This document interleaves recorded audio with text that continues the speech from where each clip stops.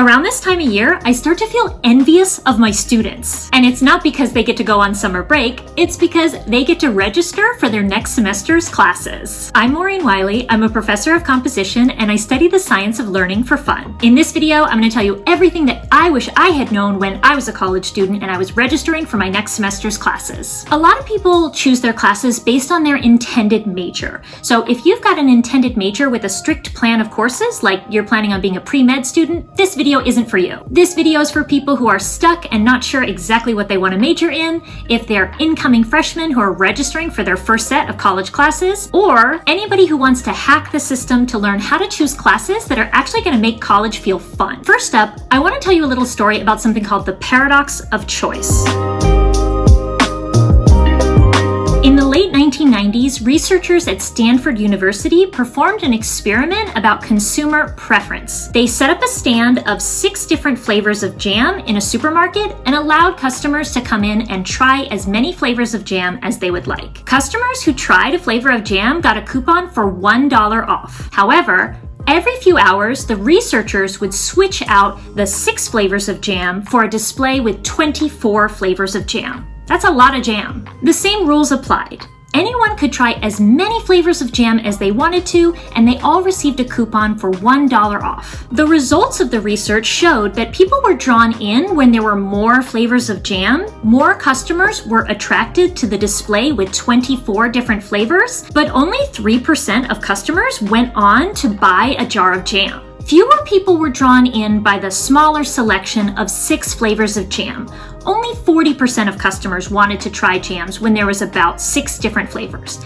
However, of those 40% of customers who were drawn in by the smaller assortment, around 30% went on to buy a jar of jam. That's a 10-fold increase on the amount of people who went from trying jam to purchasing a jar of jam. In the study report, the researchers talked about something called the paradox of choice, which is the idea that human beings want to have a lot of choices. We find more choices to be appealing in theory, but ultimately, too many choices can feel overwhelming and often leads to shutdown and decision paralysis. For college students, the paradox of choice shows up when it comes to choosing classes and to some degree when it comes to choosing majors. No matter where you decide to attend college, you're gonna likely have more choices than you've ever had before at any point in your life in terms of what you could study, what classes you could take, what time of day to take those classes, even how many classes you're planning on taking that semester. For this reason, it makes sense that people might switch their major or even transfer schools, or at the very least, add some classes and later drop those classes if they decide, this isn't for me, this isn't my jar of jam. So one of the ways to make choosing your classes more fun and help you end up with more enjoyable classes is to start by limiting the amount of options that you have on the table. I personally think one of the best ways to do this is to start by looking at what courses fulfill general education requirements. Particularly for incoming freshmen, college students often want to get started on their major requirements or preparation for their major. So you can go ahead and do that, but also take a look at, do any of these classes also fulfill general education requirements? Which means if you end up changing your major, you haven't lost any time and you didn't take that class for no reason because it's still fulfilling one of your requirements. Once you've narrowed down your list to the general education requirements, follow your curiosity.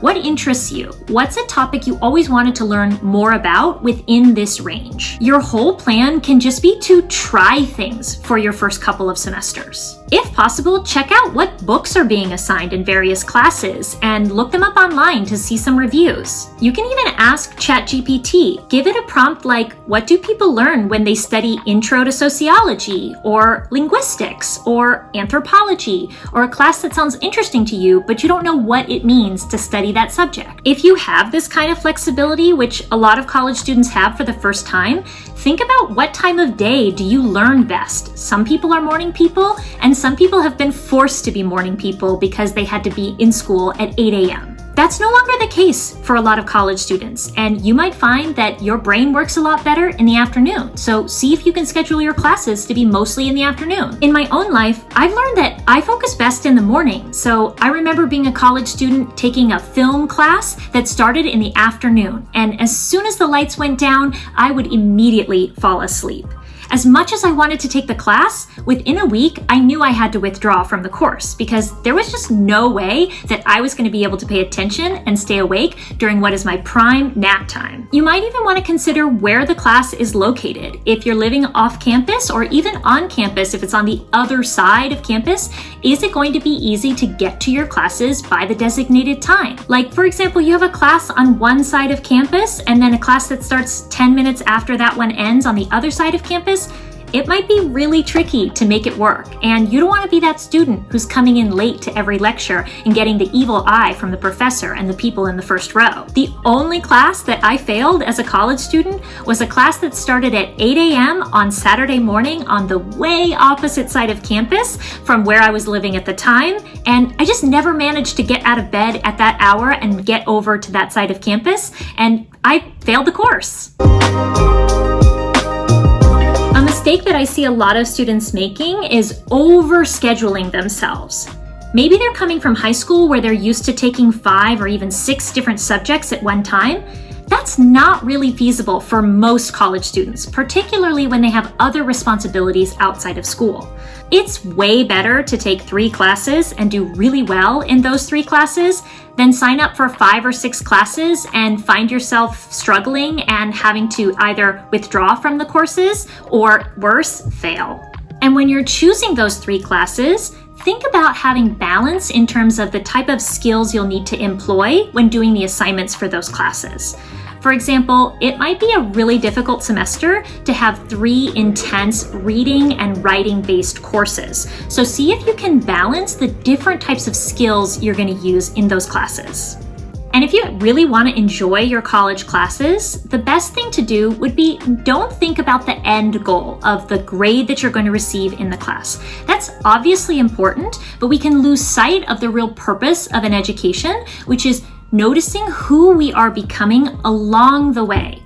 I talked about this a little bit in my Lessons from the South Pole video on how to achieve big goals, but one of the greatest changes I've made to my productivity and my goal setting and goal achieving is focusing instead not on the outcome, but instead on the journey and the person I'm becoming along the way.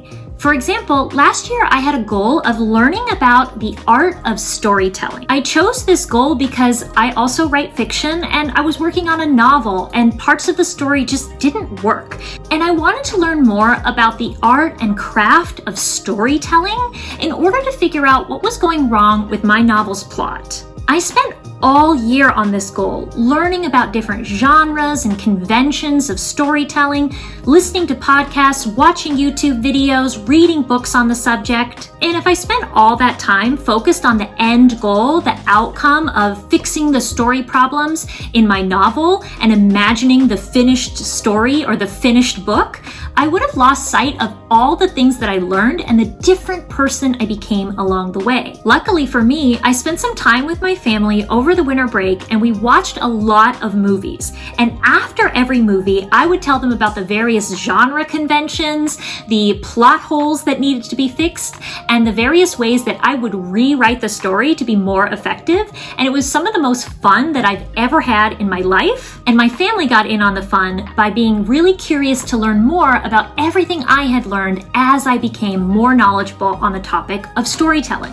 Instead of focusing on the end goal of fixing my novel, I realized that I had become a person who knew a lot about storytelling and could use that to connect with other people.